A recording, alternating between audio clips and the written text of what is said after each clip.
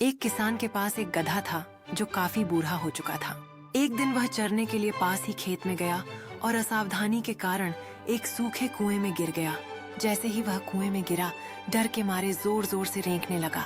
उसके रेंकने की आवाज जब किसान ने सुनी तो वह दौड़ता खेत के उस कुएं के पास आया।